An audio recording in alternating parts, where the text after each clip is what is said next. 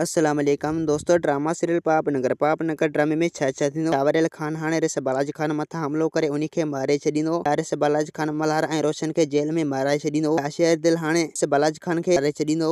त दोस्तों तव्हांखे सॼी कहानी ऐं अपडेट इन नंढड़ी ऐं छोटड़ी वीडियो में ॾियण वारो। दोस्तों वीडियो खे आख़िर ताईं ॾिसंदा थी सघे मुंहिंजी यूट्यूब चैनल समीर व्लॉग खे लाज़मी सब्सक्राइब कंदा। दोस्तों सब्सक्राइब करण सां को मुंहिंजे बैलेंस न करंदो, काफ़ी असांजी हौसला वधंदी ऐं तव्हांखे बि वधीक वीडियो ॾिसण वटां मिलंदा। दोस्तों आवाज़ टाइम वेस्ट करण करण हलूं था पंहिंजी कहानी ऐं अपडेट जी तरफ़। दोस्तों हाणे तव्हां ॾिसंदो फरील खान जेको आहे सिकंदर खान खे साफ़ साफ़ चई छॾींदो हाणे इन रिस बालाजी खान सां घटि नाहे करणी। जो शेरदिल जेको आहे काबिल खे बि आज़ाद करे चुकी आहे, मतलब तो उन्हनि जी मंग बि आज़ाद थी चुकी आहे। हाणे तोखां जल्द जेतिरो थी सघे तूं पंहिंजी प्लानिंग ठाह। प्लानिंग में जेको आहे शेरदिल खे गॾु करे इन रिस बालाजी खान मथां हमलो करे ऐं रिस बालाजी खान जो कमु तमामु करणो आहे। सिकंदर चवंदो त अबा इन में शेरदिल जो कुझु बि न वञे ऐं शेरदिल खां सवाइ असां कमु दोहरायूं। शेरदिल खां सवाइ असां ईअं ई रिस बालाजी खान मथां हमलो करे ऐं रिस बालाजी खान खे पंहिंजे अंजाम ताईं पहुचाए सभु किताब पूरा कंदासीं। फरील खान चवंदो सिकंदर खान तूं मुंहिंजी ॻाल्हि खे मञ। असांखे जेको आहे शेरदिल खे अॻियां करणो। अगरि जेकॾहिं मरे त पोइ शेरदिल मरे, तव्हां बची वञो। मतलब असांजे कमनि लाइ इन शेरदिल खे इस्तेमाल कंदासीं ऐं शेरदिल जेको आहे रिस बालाजी खान जो वेरी आहे। रिस बालाजी खान जो दुनिया उजाड़े छॾींदो ऐं उनखे मारे छॾींदो। ऐं ॿिए पासे दोस्तों हाणे तव्हां ॾिसंदो त रिस बालाजी खान जेको आहे सूबेदार खे फुल ऑर्डर ॾेई छॾींदो त तोखां जेतिरो थी सघे तूं मल्हार खे कॾहिं बि जेल में न मोकिलिजां। अगरि जेकॾहिं तूं उनखे जेल में मोकिलियो त पोइ फरील खान जेको आहे उनखे आज़ाद करे वेंदो। पोइ हू आज़ाद थी करे ऐं पोइ खिलाफ़ हमलो कंदो। सूबेदार चवंदो त रिस बालाजी खान कंदो त मां उन्हनि खे कॾहिं बि जेल न मोकिलींदुसि ऐं मां फरील खान जो चवण कंदुसि। रिस बालाजी खान चवंदो सूबेदार तोखां जल्द जेतिरो थी सघे तूं इन्ही जेको आहे मल्हार ऐं रोशन खे फाही ॾेई इते ई माराए छॾ ऐं इन्हनि खे कॾहिं बि जेल न मोकिलिजां।